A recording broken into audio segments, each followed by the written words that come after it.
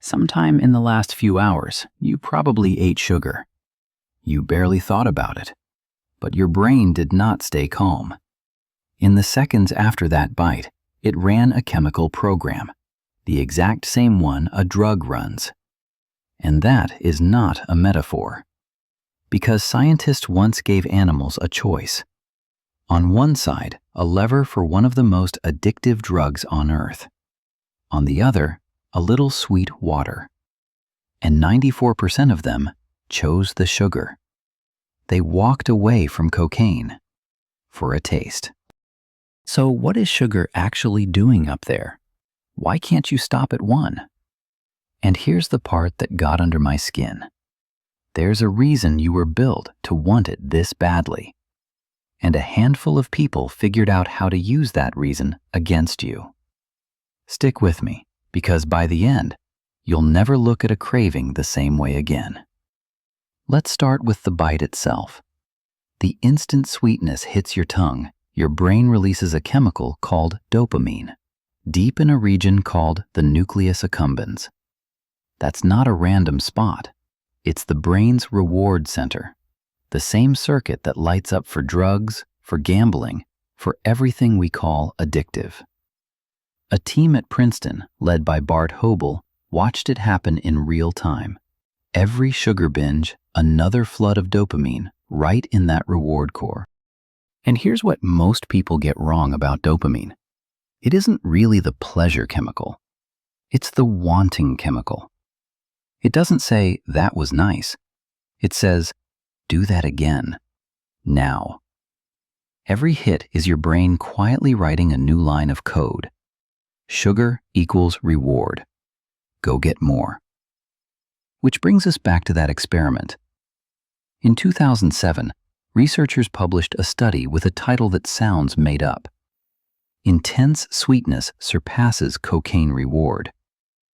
Rats, one lever for cocaine, one for sweet water. 94% chose sweet. And it wasn't a fluke. The preference held even in rats already addicted to cocaine. They cranked the cocaine dose way up. Didn't matter. The sweet still won. Now, careful here. This is animals. And whether humans get truly addicted to sugar is still debated by scientists. But the finding underneath it is rock solid, and it's been repeated. Sugar doesn't just tickle the reward system, it competes with cocaine for it, and it wins. So what happens when you pull that lever every single day? This is where it turns into a trap, because your brain adapts. Flood it with dopamine often enough, and it starts pulling its own receptors back, turning the volume down. The same donut that thrilled you last year barely registers now. So you do the only thing that works. You eat more. More sugar just to feel the reward you used to get from a little.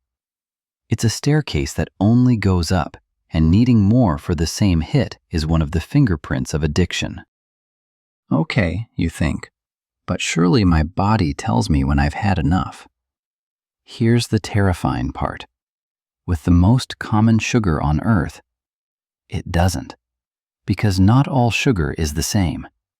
Table sugar and the syrup in your soda are about half something called fructose.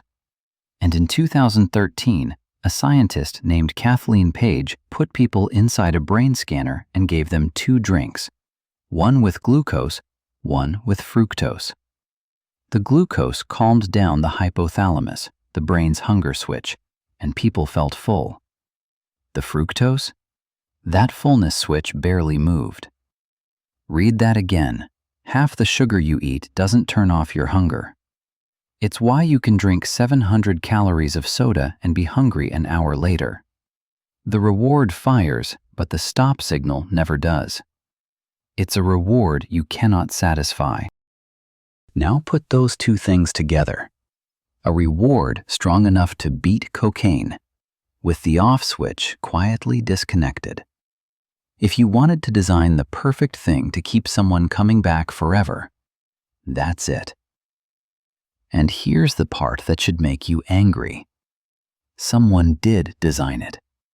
His name was Howard Moskowitz. He was a scientist who studied one very specific thing: the bliss point. The precise amount of sweetness that makes you crave a food the most. Not too little, not too much. The exact peak of the curve.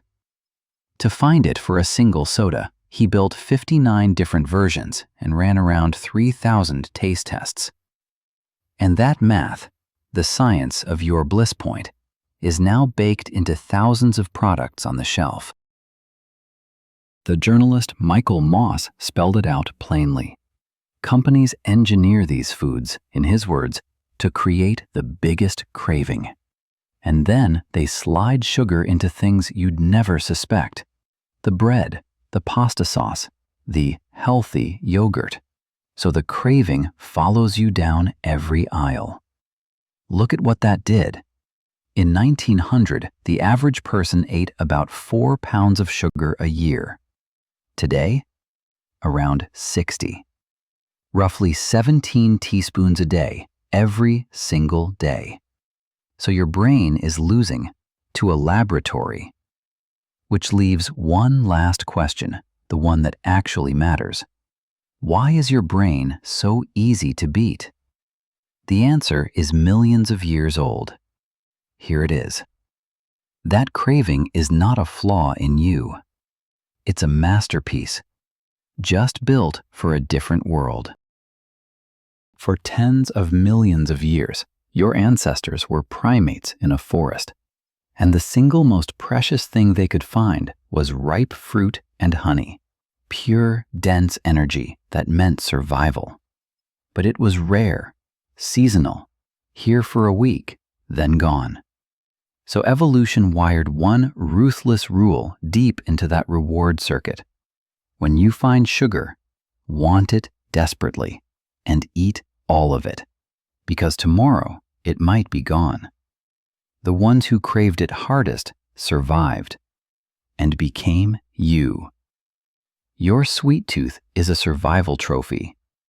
That software was perfect for a world where sugar was scarce. And then, in the blink of an evolutionary eye, we did 3 things it never saw coming. We made sugar infinite. We concentrated it far past anything that exists in nature. And then we engineered it, 3,000 taste tests, to hit that ancient circuit harder than any fruit ever could. So you are not weak. You're running perfect Stone Age software in a world deliberately built to exploit it. The same craving that once kept your ancestors alive is the exact lever a food scientist pulls to sell you a second soda. And the people who profit understand your brain better than you do. That is the real reason it's on every single shelf. So the next time you feel that pull towards something sweet, and some quiet voice asks, "What is wrong with me?" Nothing is. That pull is 50 million years old. It kept a line of hungry primates alive long enough to eventually become you. The only thing that changed is that someone finally learned how to sell it back to you by the truckload.